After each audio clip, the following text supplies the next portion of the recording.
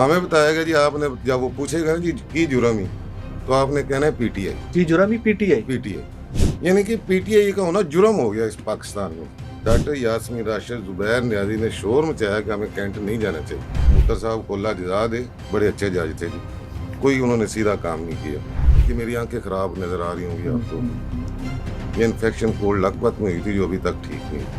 इतनी गंदी जेल, इतना बुरा निज़ाम, हमें हाई कोर्ट में रखा गया, वो जेल के अंदर एक किला है। मैं नहीं भूल सकते लोग, कोई भी नहीं भूलेगा। वो डॉक्टर की आवाज़ मेरे कान में आ रही थी कि ये बाबा साढ़े जिम्मे पै जाने।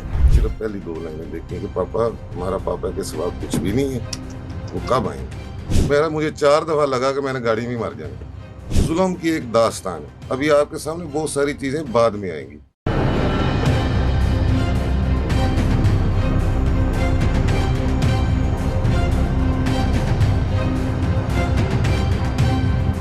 बिस्मिल्लाहिर्रहमानिर्रहीम। अस्सलाम वालेकुम नाज़रीन, आप देख रहे हैं राय साकिब डिजिटल मीडिया। उम्मीद करता हूँ आप तमाम लोग खैरियत से होंगे।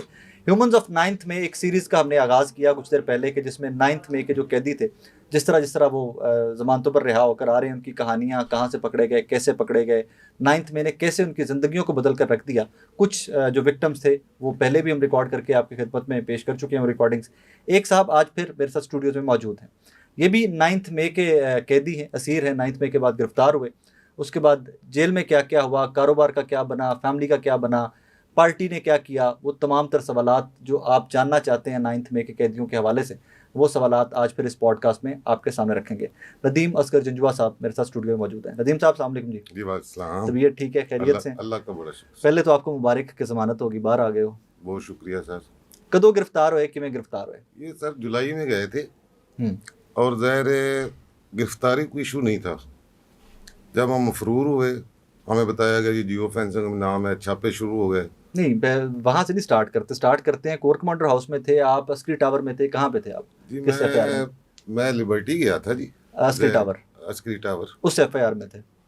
नहीं, लिबर्टी से जब फैसला हुआ ना जी, अच्छा, एहतजाज ज़ाहिर वो कॉल तो आई थी कि हमें लिबर्टी में जाना है। ठीक है।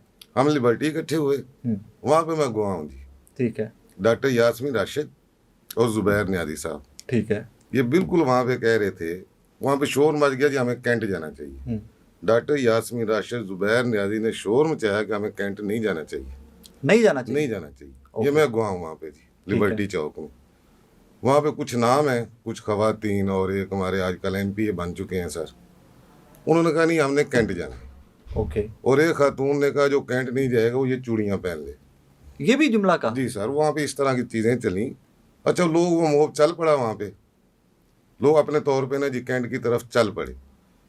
एजाज चोई साहब, मियाँ मुदर्शी साहब, जुबैर नियाजी, डॉक्टर यास्मीन राशिद, जो इस तरह के लीडर थे वो वहीं पे थे, पंजाब के जो लीडर थे, और वो लिबर्टी से आगे नहीं जाना चाह रहे थे। डॉक्टर यास्मीन राशिद कह रही थी कि हमें ज़मान पार्क जाना चाहिए, कुछ दोस्त कह रहे थे कि हमें गवर्नर हाउस जाना चाहिए, कुछ लोग हमें कह रहे थे कि लिबर्टी में रुक जाना चाहिए। बहरहाल वो चल गया सिलसिला। फिर वहाँ से हम चले, वो जना हाउस कह लें, कोर कमांडर हाउस कह लें, ठीक है। उसके बाद हम वो एक पंप है वहाँ पे बैठे रहे, जो उतारा वहाँ पे उतारा। बहरहाल बाद में वो कॉल आना शुरू हो गई, छापे शुरू हो गए, हम मफरूर हो गए। लेकिन जब वो फैमिली पे चढ़ गए ना जी, बतौर सियासी कारकुन बहुत देर से 2004-05 से हम सियासत में हैं, ये हालात हमने नहीं देखे। मैं एक सियासी कारकुन हूँ, आपको मेरी राय से इख्तलाफ हो सकता है, बिल्कुल ठीक, आपको मेरा नज़रिया पसंद नहीं है तो आप मुझसे दलील से बात करेंगे ना, और अगर कोई तकलीफ देनी है तो मुझे देंगे। मैं सियासी कारकुन हूँ ना, मेरे घर वालों का क्या कसूर है जी, बिल्कुल फैमिली का क्या कसूर है।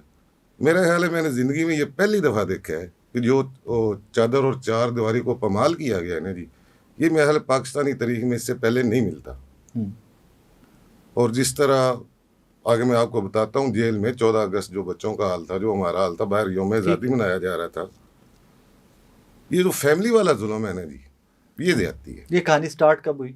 छापे ये छापे शुरू हो गए थे जी 12 मई को ही। आप नहीं काबू आए, गिरफ्तार नहीं हुए? हमने कोशिश की। आप राइट लेफ्ट हो गए थे? जी राइट लेफ्ट हो गए थे। उसके बाद फैमिली के ऊपर रेड स्टार्ट हो गया? फैमिली के ऊपर रेड स्टार्ट होगी, बल्कि इन्होंने ये किया कि मेरा एक छोटा मोटा सेटअप है, वो एक डीलर किराए पे देता था, उसको भी उठा लिया। और जहाँ पे ये शोरूम था गाड़ियों का जी, पार्टनर थे हम, उनको धमकियाँ शुरू हो गई। ठीक है। वो शोरूम गिरफ्तारी से पहले ही बंद हो गया, वो डर गए जो पार्टी डर गए। अच्छा बहरहाल वो फिर वो मशवरा करके तो हमने कहा जी चलेंगे अब जाते हैं। हम बहरहाल हम पकड़े गए। मज़े की बात ये है कि जब मैं पकड़ा गया हूँ, आप मेरे पार्टनर हैं बिजनेस के, सारा सिलसिला है, अब आपको तो तंग नहीं करना चाहिए ना जी। ठीक है। वो जबर फिर भी जारी रहा, वो सारा सिलसिला जारी रहा और फैमिलीज़ को प्रेशराइज फिर भी किया जाता रहा गिरफ्तारी के बाद भी। गिरफ्तारी के बाद भी। ये बहुत कहानियाँ हैं सर जी। और उसके बाद मुझसे जब मेरी ज़मानत हो गई, तो मेरी ज़मानत हाई कोर्ट से हुई थी, आलिया नीलम साहबा ने ली। मैं जब बाहर निकला तो मुझे रीअरेस्ट करके एक नए पर्चे मॉडल टाउन में डाल के कोर्ट लाखपत जेल भेज दी। 96/23 से जमानत पहले होती है। 96/23 से जमानत ठीक है। हुई थी, लाहौर हाई कोर्ट से एटीसी से रिजेक्ट हो गई। ठीक है। हाई भुट्टर कोर्ट साहब के टाइम पे रिजेक्ट हुई। भुट्टर साहब के टाइम पर ठीक रिजेक्ट है। हुई जी। माशाल्लाह भुट्टर साहब को अल्लाह जज़ा दे, बड़े अच्छे जज थे जी, कोई उन्होंने सीधा काम नहीं किया। बहरहाल अब वो बन गया, मेरा ख्याल है वो OSD बन गया। वहाँ पे कोर्ट लाखपत भेज दिया जी। कोर्ट लाखपत जेल राय साहब, ये मेरी आंखें ख़राब नज़र आ रही होंगी आपको भी। ये इन्फेक्शन कोर्ट लाखपत में हुई थी जो अभी तक ठीक नहीं हुई। इतनी गंदी जेल, इतना बुरा निज़ाम। हमें हाइस कोर्ट में रखा गया, वो जेल के अंदर एक किला है, वहाँ पे ना पानी का ना सफाई का कोई इंतज़ाम ही नहीं था। बहरहाल मुझे इन चीज़ों से नहीं है, मैं दोस्तों से कहता हूँ कि मैं अपनी जेल की तकलीफ़, वहाँ पे क्या क्या हुआ, बहुत बुरी जगह है जी, बहुत बुरी जगह है। ना आपका इलाज सही, बदतमीज़ी, इज्जत नफ्स, तौहीन। मज़े की बात आप जानते होंगे, एक वहाँ पे ना मुलाजा होता है जी। हाँ। सुपरटेंडेंट बैठता है, डिप्टी सुपरटेंडेंट बैठते हैं, वहाँ पे सारे जराइम वाले लोग होते हैं। हमें बताया गया, वो पूछता है जी नाम की, वालिद का नाम, जुर्म क्या है, हाजिरी। हमें बताया गया जी आपने, जब वो पूछेगा ना जी की जुर्म ही, तो आपने कहना है PTI की जुर्म ही PTI। और वो बड़ा क्लिक किया कि यार ये मुल्क है, ये रियासत है, ये जमात का सियासत है। कारकुन बनाते कोई जुर्म नहीं। हाँ जी, मतलब वो रिकॉर्ड भी है। बल्कि वहाँ पे फिर ना जी वो चीज़ें क्लिक हुई, हमें चक्कियों में भेज दिया गया। मैंने वहाँ पे एक नज़म भी लिखी थी कि जुर्म है साडा PTI, लेकिन वो क्लिक किया। वो बच्चों को मैं देखता था, नौजवान बच्चे भी थे हमारे साथ, सबको हाजिरी के वक्त पूछा जाता था जी कि जुर्म मुलाजा क्या पे है। ये मुसलसल। अच्छा ये कैंप जेल में भी हुआ, कोर्ट लाखपत जेल में भी हुआ। अब मेरा 96/23 मुकदमा है ना जी, ये नहीं बताया गया कि मुकदमा क्या है। और जब वो पूछेगा कि जुर्म किया तो आपने बताना है PTI, यानी कि PTI का होना जुर्म हो गया इस पाकिस्तान में जी। और एक सियासी इन्वेस्टिगेशन जमात के साथ होना जुर्म हो गया। आपकी जो इनफरादी इन्वेस्टिगेशन होती थी, सबकी इनफरादी इन्वेस्टिगेशन जी, भी हुई थी, तफ्तीश हुई, उसमें क्या पूछते रहे आपसे?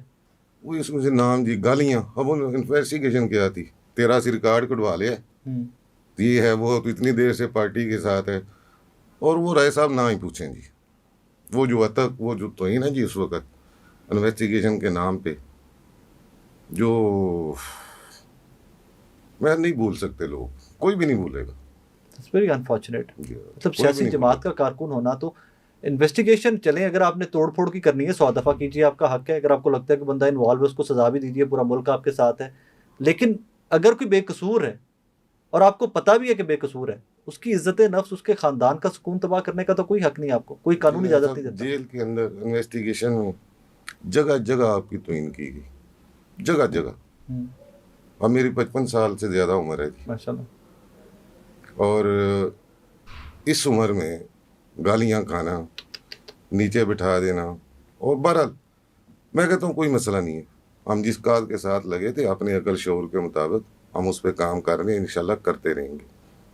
लेकिन सियासत को सियासत की तरह लेना चाहिए सर, हमारा सिर्फ ये है। PTI का होना जुर्म नहीं है सर। बिल्कुल ठीक। आप इख्तलाफ कर सकते हैं, आप हमें दलील से 100 दफ़ा समझाएं, कर सकते हैं। वो सारा सिलसिला है। बहरहाल असल में इशू ये है सर, जो मैं कहना चाह रहा हूँ, हमें आपने पकड़ लिया, हमें बदल नहीं सके आप। जो पैगाम है वो तो 5 साल के बच्चे तक भी पहुँच गया। या तो मुल्क का निसाब बदल दें। आप नौजवानों को क्या सिखा रहे हैं, हमें बंद करके, ये आइन वगैरह तोड़ के नौजवान नस्ल को आप क्या बता रहे हैं? आप मुल्क तबाह कर रहे हैं। निसाब में आप बताते हैं कि आपने बेईमानी नहीं करनी, आपने ये पासदारी करनी है, बड़ा अच्छा अच्छा निसाब पढ़ाते हैं। दिखा क्या रहे हैं सर? कि जिसके पास गन है, जिसके पास पावर है, वो जो जी चाहे करे। सर ये सियासत नहीं है, फिर ना ये मुल्क के लिए ख़तरनाक है। आप नस्लों को ख़राब कर रहे हैं। खुदा का वास्ता ऐसे ना करें, इस मुल्क को चलने दें, सियासत को सियासत करने दें, इख्तलाफ राय बर्दाश्त करें और सियासी लोगों को आने दें। ठीक है, बिल्कुल ठीक है, मुत्तफिक। ये इसका जो हल है सियासी लोगों के पास है। पॉलिटिकल कियोस का हल सियासतदान ही निकाल सकता है और कोई बंदा ना फौज निकाल सकती है, ना अदलिया निकाल सकती है, ना ब्यूरोक्रेसी, कोई बंदा निकाल और सकता हमसे नफरत ना करें, है। बिल्कुल ठीक है, हमारी राय से इख्तलाफ जरूर करें, बैठकर एक दूसरे को कायल करने की कोशिश करें। पहल करें, हमसे नफरत अच्छा, ना ये करें। सब टाइम जो था, मेरा एक ही सवाल सारी फैमिलीज उन तमाम लोगों से है जो कैदी रहे इस सारे टाइम के अंदर, फैमिलीज की सफरिंग, खवातीन, बच्चे, जो आपके औलाद थी, जो बाकी खानदान था, उनके ऊपर क्या क्या मसाइल गुजरे, उनके ऊपर क्या क्या प्रॉब्लम्स आए? अब ऐसा फिर वही बात होगी, मेरे सब साथी जानते हैं, मैंने आज तक अपने मुंह से अपनी जेल की तकलीफ बयान नहीं की। बहुत तकलीफें थी। कोट लखपत वो डॉक्टर की आवाज़ मेरे कान में आ रही थी कि ये बाबा साढ़े जिम्मे पै जाने, वो कोई ब्लड प्रेशर, कोई हार्ट अटैक शायद मसला था, जुबान के नीचे गोली रखी, मुझे लिटा दिया। लेकिन उससे ज़्यादा भी तकलीफ दे मेरे लिए ना साथियों की तकलीफ थी। ऐसे ऐसे लोग थे सर जिनके घर खाने के लिए कुछ नहीं था। ऐसे जानता हूँ, मैं भी जानता हूँ। और अच्छे लोग भी थे, एक दूसरे को प्रमोट करते थे, जेल के अंदर हम एक दूसरे का हौसला थे।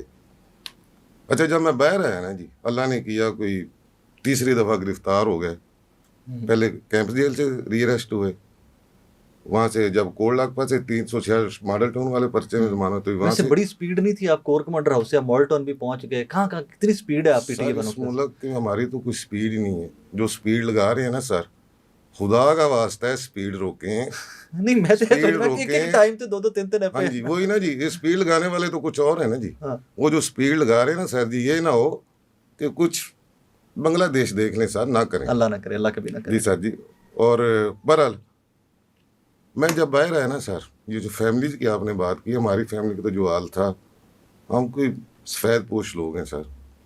मेरा कारोबार बंद हो गया, बेटा मेरे पीछे फिरता था, उसका कारोबार बंद हो गया। एटीसी में मुझे मिलते रहे वो भी जी। और लेकिन मैंने अपनी बात फिर नहीं की। जितने जेल में लोग दोस्त बंद थे, उनकी फैमिली से राब्ते में आया, जो उनको रिलीफ दे सकते थे, जो उनके लिए कर सकते थे, मैं उसमें लग गया सर। हालांकि मेरे दोस्त वकील दोस्त हैं सारे पुराने, वो मुझे कहते थे आपने एटीसी नहीं आना, दोबारा गिरफ्तार हो जाओगे। उस वक्त तक मेरी जो हाई कोर्ट वाली जमानत है सुप्रीम कोर्ट में चैलेंज हो चुकी थी कि ये जमानत कैंसिल की जाए।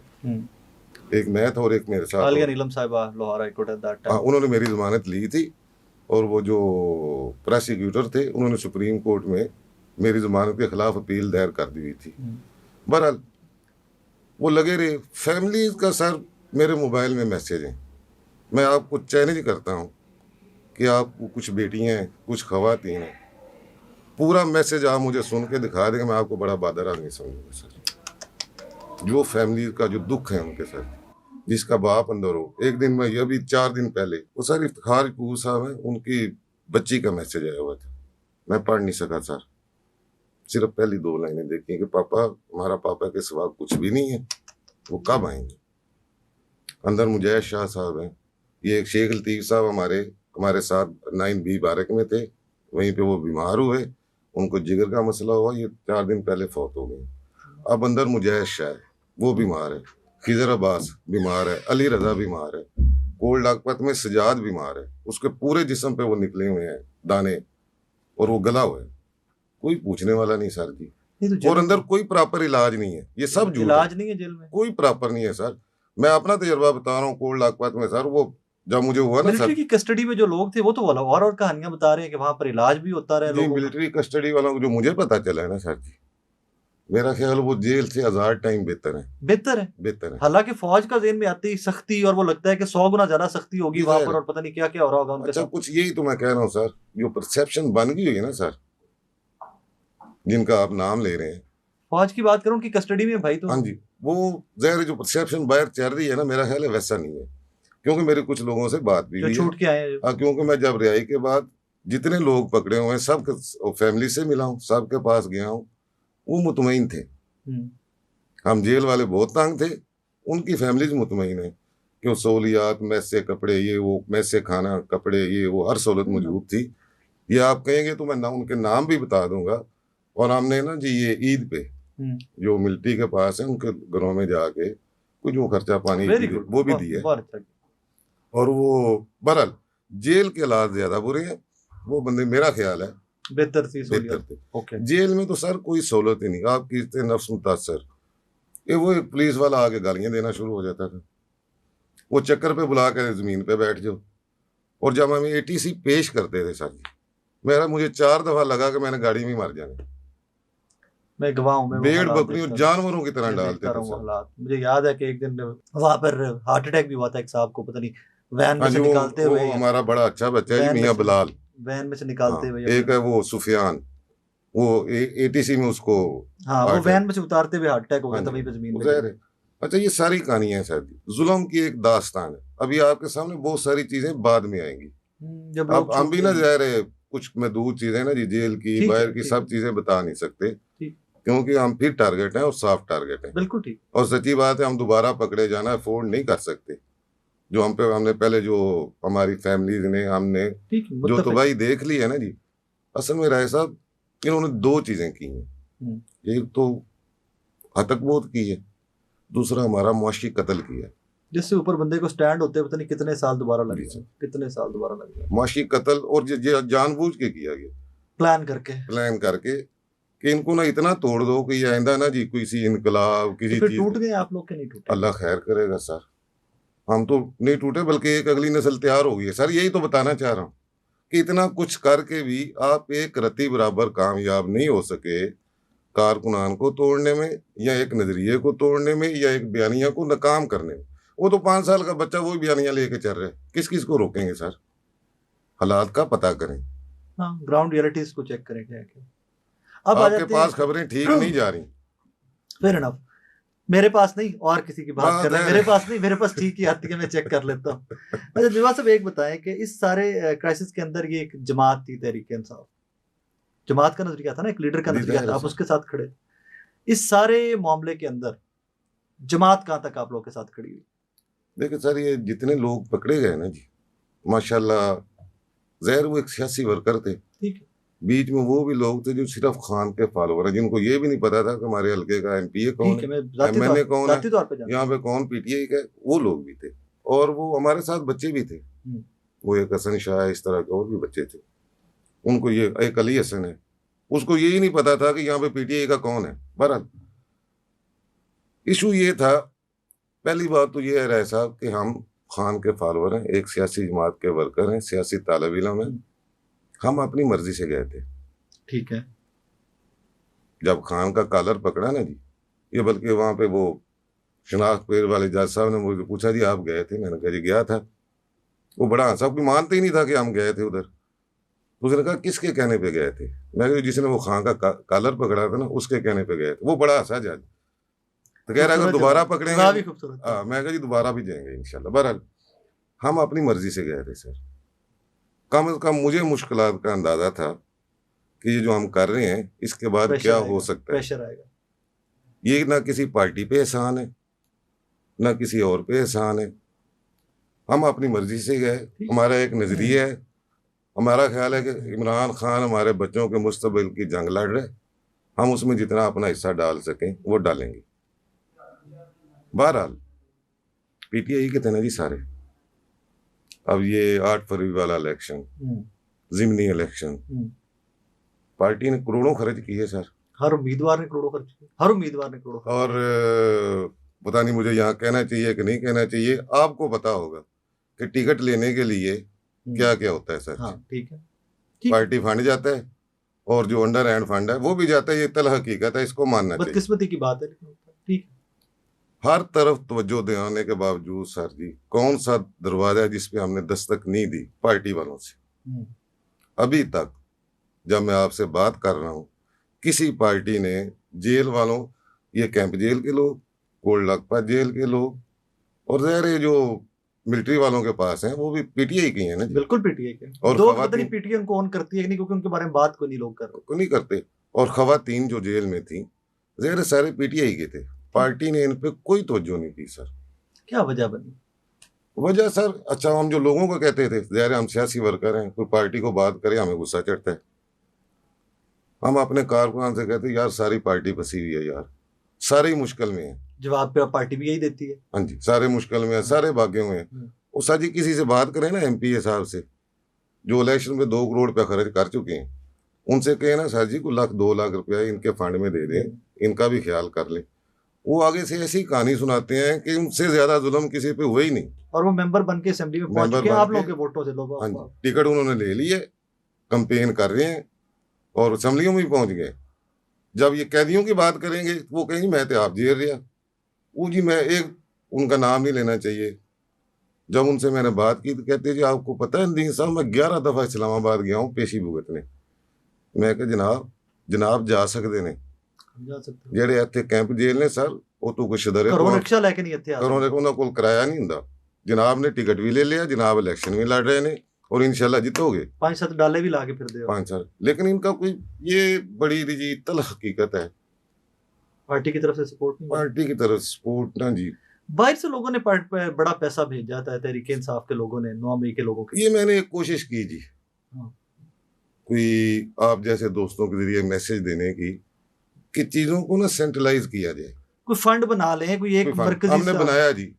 वो अल्लाह ताला जज़ा है उनको, जो हमारे लाहौर के जनरल सेक्रेटरी वकार खान साहब, उन्होंने एक अकाउंट बनाया मरकज की इजाजत से। ओके, इजाज मिनाज, अच्छा पहले हमने इजाज मिनाज साहब से बात कर्नल की, इजाज मिनाज, कर्नल इजाज मिनाज साहब पंजाब सेंट्रल पंजाब हाँ। के हमारे सदर। उन्होंने कहा जी हमारे पास तो कुछ है ही नहीं इस मन। कर्नल साहब को की होना है वैसे? कर्नल साहब को तसल्ली तो थी, दिलासा तो था सर। हाँ, ये ठीक। और दूसरा कर्नल साहब ऊपर से तो कुछ ले सकते थे। फी एमपी आपको पता है जी जिसको टिकट मिला उसने मरकज को कितने पैसे दिए? 6 लाख रुपए। 6 लाख रुपए। और एमएनए ने 12 लाख रुपए। 12 लाख, ठीक है। ये उन्हीं के पास था सर, हमारे पास पार्टी के पास क्या? पार्टी के पास था ना जी, पार्टी वापस कर सकती थी। भला हमने फंड बनाया, कोशिश की, और ये खबरें हमने भी सुनी है। ये अभी आप ये 29 को ATC हमारी पेशी थी, वहां पे भी जी शोर मचा हुआ था। वो एक वकील साहब हैं, वो कह रहे थे जी मैंने 9 लाख रुपया फलां को दिया है, वो कह रहा मुझे तो 50,000 दिया था, मैंने वो बांट दिया है। ये ओवरसीज कुछ कर रहे हैं, बहुत कुछ किया है, लेकिन ना वो चीजें ना मतलब हकदार तक नहीं पहुंचनी। ये बात भी ठीक है। मेरी अलीमा खान साहबा से बात हुई, उन्होंने कहा जी मैं 100 फैमिलीज को पैसे दे रही हूँ। मैंने कहा जी वो हमें भी बता दें वो कौन सी हैं, हमें लिस्ट दे दें। या मैंने कहा जी हमने कुछ पैसे इकट्ठे किए हैं, हमसे लिस्ट ले लें, पैसे भी आप रखें, आप बांटें। लेकिन जिन 100 को मिल गए हैं ना उनको स्किप कर दें, अगले 100 बीच में डाल दें। बिल्कुल ठीक। वो भी माशाल्लाह खामोशी सर जी।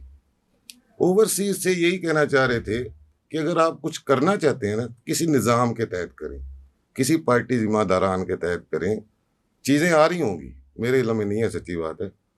मैं आपको बताता हूँ, आई एम सॉरी मैं आपको काट रहा हूँ यहाँ। मैंने कुछ देर पहले एक पॉडकास्ट की, यूं 9 मई के विक्टिम थे ऊपर, उस पॉडकास्ट में ऊपर हमारा यूट्यूब का नंबर जो चैनल का था वो चल रहा था। उस चैनल पे बहुत सारे लोगों ने हमसे रब्ता किया कि जी हमें इनका कॉन्टैक्ट दें, हमें एड्रेस बताएं या इनका बताएं। अब वो जो मैं देख रहा था जमीला साहब, कुछ 100 के करीब कॉलें आई हमें हफ्ते 1.5-2 के अंदर बाहर से, कुछ जर्मनी से, इंग्लैंड से, सारी दुनिया से कॉलें आई, यहाँ तक दुबई से बहुत सारी कॉलें आई।